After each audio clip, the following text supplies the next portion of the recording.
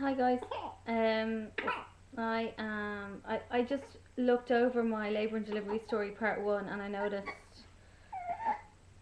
that, excuse me,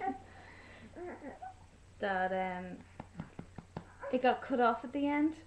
So I will just quickly go over what happened. I was getting my epidural. I remember I was quite shaky, and my partner had to hold my legs down. And I think consciously I was quite relaxed, but possibly subconsciously I wasn't really that relaxed about the whole situation. Um, I had the oxytocin drip for 8 hours. The epidural worked. I couldn't feel a thing.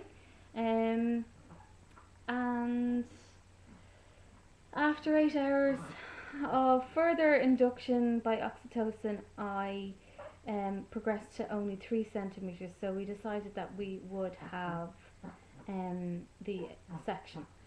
So I was rushed up to up to the theatre, and excuse me, I'm feeding and winding Roisin as I speak, and that's what she's squeaking. Oh, lady. Um, yeah. And the theatre experience was extremely rushed and very frantic, and I remember being transferred from one table to another table while they were trying to put in my drip or administer more um, anesthetic. And I remember it being just so rushed, and I didn't really understand why it was so rushed. But in the end, we were delighted that she was born at 23:53 on the 1st of October. So she got a cool birthday, 011010, which is kind of cool, and it's a binary number. And myself and my partner, being nerds, are quite delighted by that. Um, so yeah, so I was on a theatre thing. They were preparing me, and my partner was outside getting ready.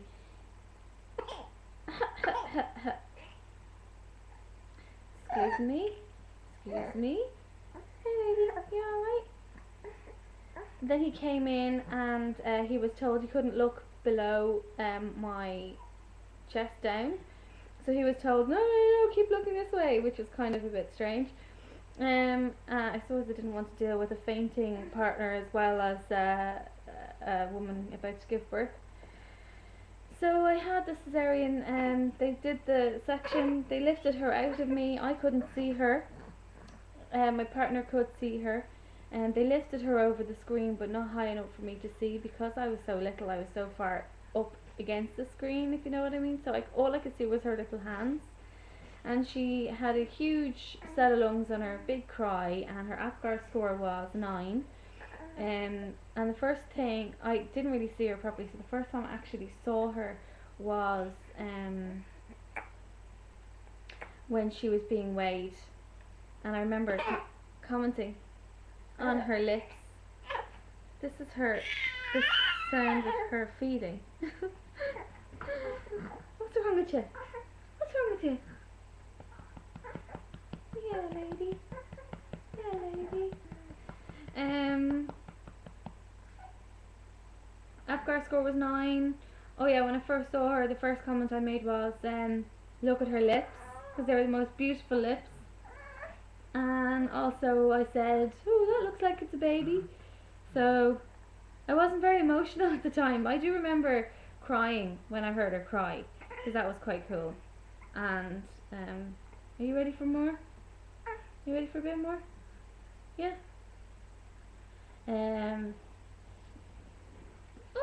Oh, baby. All right.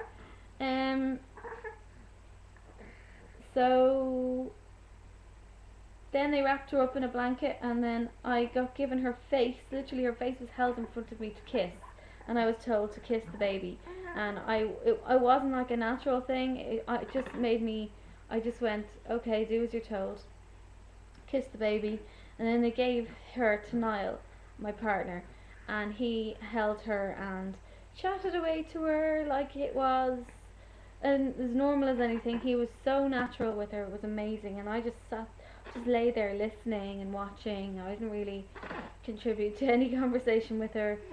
And then soon enough, Niall got asked to leave with Roisin to the what's it called, the nursery, and I was left on the table chatting away to the surgeon and chatting away to the anaesthetist, and I was going, hi, how are you doing? And I was like, I like having you there behind me, Mr. Anaesthetist, it's very comforting.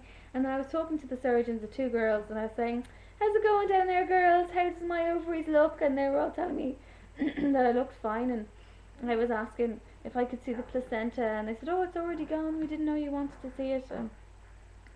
And what's quite sad is that I didn't get to hold her, I didn't have any skin to skin, I didn't breastfeed like I wanted to, and I didn't cut the cord, nothing that we wanted happened, so that kind of contributed to my sadness a little bit afterwards. Um, then I got brought off into recovery, and this is where part 3 picks up from, so I'll shut up and you can tune into part 3. Alrighty, talk to you soon.